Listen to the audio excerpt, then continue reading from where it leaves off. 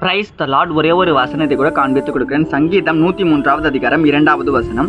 என் ஆத்துமாவை கர்த்தரை ஸ்தோத்திரி, அவர் செய்த சகல உபகாரங்களையும் மறவாதே. இன்னைக்கு ஆண்டவர் நம்மளை பார்த்து சொல்ற காரியம் என்ன? மகனே மகளே, நான் உனக்கு செஞ்ச எந்த உதவியும் நீ மறக்காம இருக்கணும்னு சொல்லி ஏசப்பா இன்னைக்கு நம்மளை பார்த்து சொல்றாரு. ஏன் நம்ம மறக்காம இருக்கணும் அப்படின்னா, நல்ல ஒரு விஷயத்த புரிஞ்சுக்கோங்க. ஏசப்பாவை நமக்கு நம்ம வாழ்க்கையில நிறைய நன்மைகளை செஞ்சிருக்காரு. உங்களுக்கு பார்த்தீங்கன்னா நிறைய உதவி செஞ்சிருக்கிறாரு தானே. உங்க படிப்புல, உங்க வேலையில, உங்க தொழில நீங்க இன்னைக்கு நிறைய காரியத்தை பிரயாசப்படுறீங்க. அதெல்லாம் ஏசப்பா உங்களுக்கு கொஞ்சம் கொஞ்சமா செஞ்சுட்டு வராரு பார்த்தீங்களா? அதெல்லாம் எதுக்காகனா, நீங்க நல்லா இருக்கணும், நீங்க சந்தோஷமா வாழணும்னு ஏசப்பா விரும்புறாரு. அதே போல நீங்க ஏசப்பாவை ஏற்றுக்கொண்டது போல, நீங்க ரட்சிக்கப்பட்டது போல உங்களை சுத்தி இருக்க ஜனங்களும் ரட்சிக்கப்படணும். உங்க சுத்தி இருக்கிற ஜனங்களும் ஏசப்பா அறிந்து கொள்ளுறதுக்காக தான் ஏசப்பா உங்களுக்கு இதை செஞ்சிருக்கிறாருங்க. நீங்க உங்களுக்கு ஏசப்பா நன்மை செஞ்சாருன்னா அதை நீங்க 4 பேர்கிட்ட சொல்லணும்னு சொல்லி இன்னைக்கு ஆண்டவர் நம்மளை பார்த்து சொல்றாரு. அதான் நான் உங்களுக்கு செஞ்ச நன்மையான காரியத்தை நீ மறக்காம நீ என்ன பண்ணு.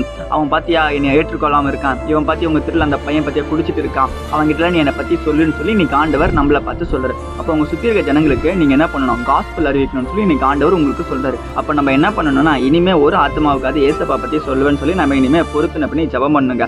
ஏசப்பா நமக்கு செஞ்ச நன்மைகள் ஏராளமா இருக்கு. அதை சொல்றதுக்கு நமக்கு வார்த்தை தாராளமா வந்துச்சுன்னா நிச்சயமா வாழ்க்கையில ஒரு பெரிய அற்புதத்தை நம்ம மூலியமா மற்ற ஜனங்கள் பார்ப்பாங்க. விசுவாசிக்கிறீங்கன்னா ஆமீன் போட்டுக்கோங்க.